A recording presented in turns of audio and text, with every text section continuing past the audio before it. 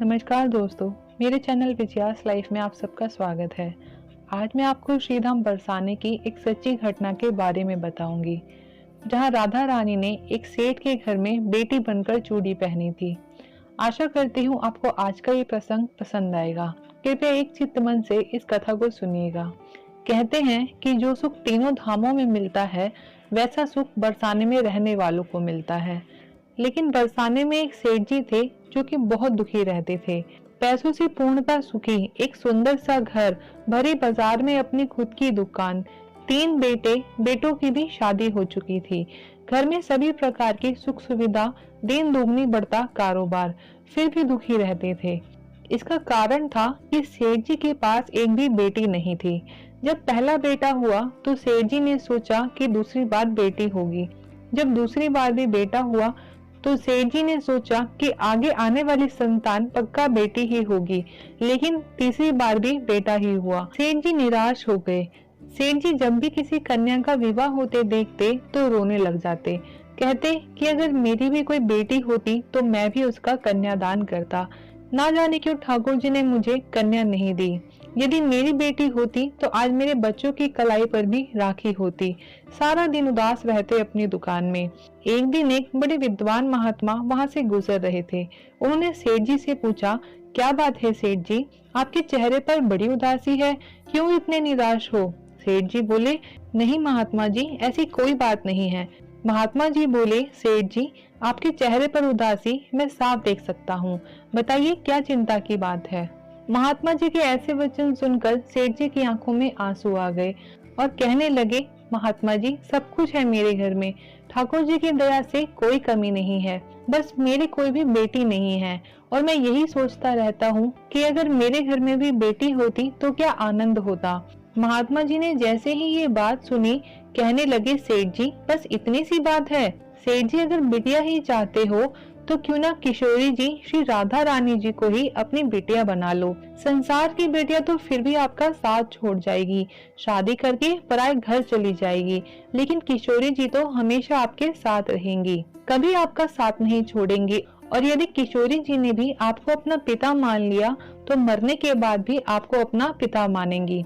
सेठ जी ये बात सुनकर खुश हो गए और ये बात उनके मन में घर कर गई और सेठ जी सोचने लगे कि ये ख्याल तो मेरे मन में आया ही नहीं, और तुरंत दुकान का शटर नीचे किया और भागे बाजार की ओर। वहां से बड़ी सी राधा रानी जी की एक फोटो खरीदी और बरसाने के महल पर सीढ़ी चढ़ते हुए दौड़े दौड़े गए और किशोरी जी की उस फोटो को और उस पर कुछ दक्षिणा रखकर गोसाई जी को देते हुए कहा कि गोसाई जी, आप किशोरी जी का ये चित्र श्री जी से स्पर्श करा लाओ। पुजारी जी फोटो लेकर गए और जैसे ही गोसाई जी ने वो चित्र सेठ जी को लाकर दिया, उन्हें बिल्कुल यही भाव आया जैसे वो अपनी कन्या को अपनी गोद में उठा रहे हों। सेठ जी की आंखों में खुशी के मारे आंसू आ गए और खो गए उस भाव में।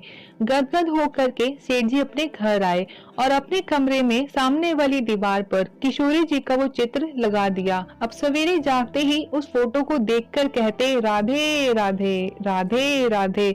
अब तो सेठ जी सोते समय, खाते समय, हर समय बस राधे राधे कहते रहते।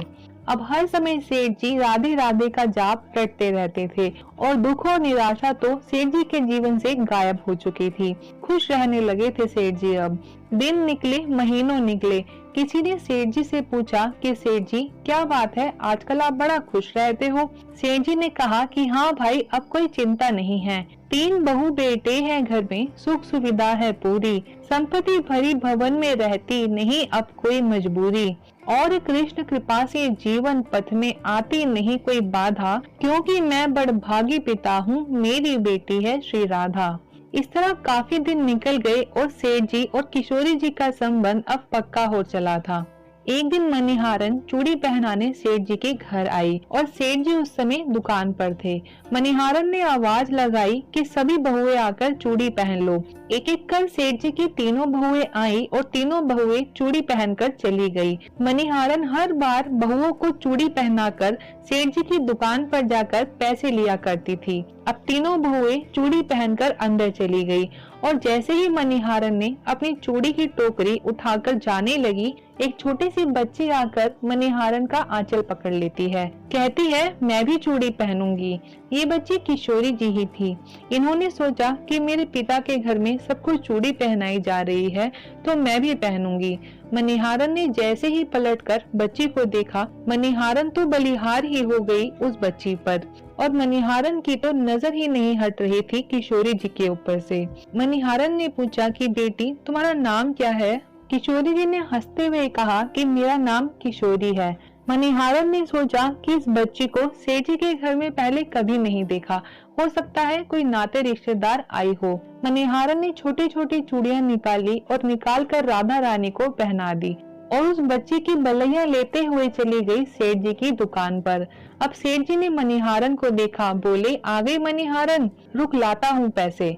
जैसे ही सेठ जी ने मणिहारन को पैसे दिए, मणिहारन बोली, सेठ जी आज 3 जनों के नहीं 4 जनों के पैसे दो मुझे। सेठ जी बोले, क्यों? मेरी तो 3 ही बहुएं हैं, तो 4 के पैसे मैं तुझे क्यों दूं? सेठ जी बोले, ए मणिहारन, क्यों झूठ बोलती है? अगर तूने चूड़ी के दाम बढ़ा दिए हैं तो बता दे, झूठ बोलने की क्या जरूरत है? मणिहारन बोली, ना सेठ जी, मैं झूठ नहीं बोल रही, मैंने 4 लोगों को ही चूड़ी पहनाई है। तुम्हें पैसे नहीं देने तो मत दो, लेकिन मेरे ऊपर झूठा आरोप मत लगाओ। सेठ जी बोले, मैं तो 3 लोगों के ही पैसे दूंगा, अगर लेना है तो ले। अरे जब कोई चौथा है ही नहीं तो मैं क्यों दूं तुझे 4 लोगों के पैसे? ये सुनकर मणिहारन बोली, ऐसे कंजूस सेठ के पैसे मुझे चाहिए भी नहीं, और मणिहारन वहां से चली गई। शाम को सेठ जी अपने घर आए, खाना खाया और एकदम से उन्हें याद आया और बहू को आवाज लगाकर बोले कि बहू, आज मणिहारन आई थी? बहू बोली, हाँ पिताजी आई थी। बोले, किस किस ने चूड़ी पहनी? बोली, पिताजी हम तीनों ने चूड़ी पहनी। बोले, अच्छा किया, मैंने उसे पैसे नहीं दिए, झूठ बोलकर मुझसे पैसे ऐड रही थी। और ऐसा कहकर राधे राधे कहते हुए सेठ जी अपने कमरे में सोने चले गए। लेकिन सज्जनों, आज गजब हो गया था। पहली बार प्रिया जी सपने में प्रकट हो गई, लेकिन उनका चेहरा बहुत उदास था। सेठ जी सपने में पूछते हैं, बेटी क्या हुआ, चेहरा बहुत उदास है तुम्हारा? किशोरी जी बोली, पिताजी आपने मुझे बेटी तो बना लिया, लेकिन बेटी का संबंध नहीं निभा पाए आप। जैसे ही सेठ जी ने किशोरी जी की ये बात सुनी, वो तो हक्के बक्के रह गए। बोले, बेटी क्या भूल हो गई मुझसे, ऐसा क्यों कह रही हो? किशोरी जी बोली, पिताजी आपने मुझे बेटी माना, मैंने भी आपको पिता माना, और मेरे पिता के घर में चूड़ी पहनाई जा रही थी तो मैंने भी पहन ली, लेकिन आपने उन चूड़ी का मोल नहीं दिया मणिहारन को। ये सुनते ही सेठ जी रोने लग गए और हाथ जोड़कर क्षमा मांगने लगे। बेटी मेरे ध्यान नहीं रहा, मुझे क्षमा कर दो। जैसे ही ध्यान की बात सुनी, किशोरी जी फूट फूट कर रोने लगी। बोली, पिताजी 3 बहुएं ध्यान रही आपको, लेकिन अपनी एक बेटी ध्यान नहीं रही। ये सुनते ही सेठ जी की नींद टूट गई और उठते ही एकदम से भागे तिजोरी की ओर। जितना भी धन था उसे तिजोरी में से निकाला, अपने अंगोछे में इकट्ठा किया और खूब रो रहे थे सेठ जी फूट फूट कर। ना बेटे को जगाया, ना बहुओं को जगाया, और भागे भागे जा रहे थे मणिहारन के घर। अब आधी रात को वो मणिहारन के घर पहुंचे। गेट खटखटाया। मणिहारन, ओ बहन मणिहारन, दरवाजा खोलो, द्वार खोलो बहन। मणिहारन, द्वार खोलो। सोई हुई मणिहारन की आंख खुली और द्वार खोला। बोली, अरे क्या हो गया सेठ जी, इतनी रात को कैसे आना हुआ, और क्यों रो रहे हो इतना, क्या बात हो गई सेठ जी? बताते बताते सेठ जी उस मणिहारन के पैरों में गिर गए, चरणों में सिर रख दिया और सारा धन भी वहीं रख दिया, और रोकर कहते हैं कि धन धन भाग तेरा मणिहारन। अरे मणिहारन, तेरे भाग की सराहना कहाँ तक करूं? मणिहारन ने बोला, क्यों सेठ जी, ऐसा क्यों कह रहे हो? सेठ जी कहते हैं कि तेरे हाथ से स्वयं किशोरी जी चूड़ी पहन गई। जिस बच्ची का तू जिक्र कर रही थी वह श्री राधा रानी थी, जिन्होंने तुझसे चूड़ी पहनी है। मैंने बेटी तो माना किशोरी जी को, मगर कभी देखा नहीं। तू भागवान है मणिहारन, तू भागवान है जो तूने उन्हें चूड़ी पहनाई है। ले मणिहारन, चूड़ी की पहनाई ले ले, जितना धन चाहिए ले ले मणिहारन, अपनी बेटी की चूड़ी पहनाई देने आया हूँ। ये सुनकर मणिहारन हैरान हो जाती है कि मेरे हाथों स्वयं प्रिया जी चूड़ी पहन गई, मेरा तो जीवन सफल हो गया। मनिहारन कभी सेठ जी को देखती है, कभी धन की ओर, तो कभी खुद को देखती है और सोचती है कि आज तो मुझे अनमोल धन मिल गया, तो क्या करूंगी मैं इस धन का। और दोनों ने ही अपना घर छोड़ दिया और चले गए श्री जी के चरणों में। कहते हैं प्रेम और विश्वास से बनाए संबंध तो परमात्मा भी निभाते हैं, बस कभी बनाकर देखना, ईश्वर से लगन लगा कर देखना। आशा करती हूँ आपको आज का ये प्रसंग पसंद आया होगा। अगर वीडियो अच्छी लगी हो तो इसे लाइक कीजिएगा। यदि आप मेरे चैनल पर नए हैं तो इसे सब्सक्राइब कीजिएगा। धन्यवाद।